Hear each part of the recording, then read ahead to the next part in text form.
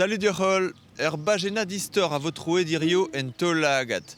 Pev Rugen vlaso, pas dans occupation, ou abe créé à résistance et brogalac, dans nao avisé brel nantekant pev da Hugen avad et wabe d'arzet bern potret gant an alamanet, lid a vo varroaz vintin e kalak et koun en dervese hag a zo chomet beomad espere dans du deno.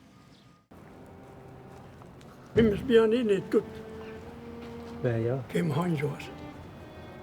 Jacques Offred oa pevarzek vloaz da poense. Sonj neus eus an DVC, an nao a vizebrel nantek kant pevar da Hugen, evel m'ave fait bet der. Az oan na boer te maas ba boulangerias. Mevel oan nazgis. Oan et a gousketier an dessin. Tro hoer de beon bet di vun kant an boulen. Gar pen na ket tro kalak. De jivun dut tout la te. Ne ket a houi, amo a houi. Ne ket a houi beneza. A o ka paier o vezut. A ni se o resistu. O discarnti. A laken tan bas. Eiz kant sou da l'alman oa en dro da ger kalak, da voda tout da botret eus c'hwezek da driugan vloaz. A gouspen almantet oa. On toulen deus bezen perro doaz gise. Miliciant.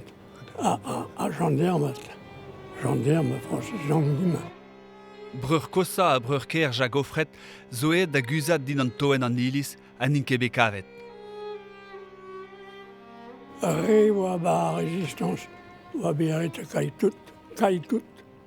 Ar bochet nan a komast gargo tout pa hamion o ganet zambouik. Oa mehet a mamou blez l'huile o vigor partiu. A rego skalz. Son petario gant kalz ton teninke de lo hizaz moint. A raison nan change banene ka. Be oa stertin du triam. Divar naoden a da Hugen kaset da prison da bloufragan, c'hwer vo fuzuliet. Unan var nugen vo deportet, a seiteg a neho a varvo barz a c'hampou. Félix Leizour zo be mer kalak. Blavez notek kant pevar a da Hugen e oa daouzek vlas hag e chom bar e plourar. Studie neus kalz histoire a résistance. Be oa hignel oe, bas a blavej o treg o ar gise, oa net de labour de gost Paris an hin. A henen an ed an tamm mur matred en dra politik a tout le dro, a front populaire oa bet da barze. A gaudenen pevez in menacet gant de STO dont de labour en Allemagne, teuñ oa o hiz am heme de galak. A de, par o jouel, partout, da pas seulement Jacques. A vez in kroachet, a vez in oreign, jouk oreign or l'arbre, mais oan d'arbat prest de résister. A de résister, a d'organiser a résistance. Goude rafl an nao a vizebrel e oa be mer a emgan en dro da galak e tre a résistance hag an almantet.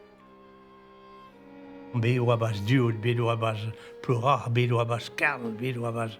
Tam partout oa, bas la pi oa be en sacré combat et herne dans la guerre. Mais mosoa goudran rafl oa be pas kalak, neus be pouez oa bestra oa kal un dut kazi oa pounon.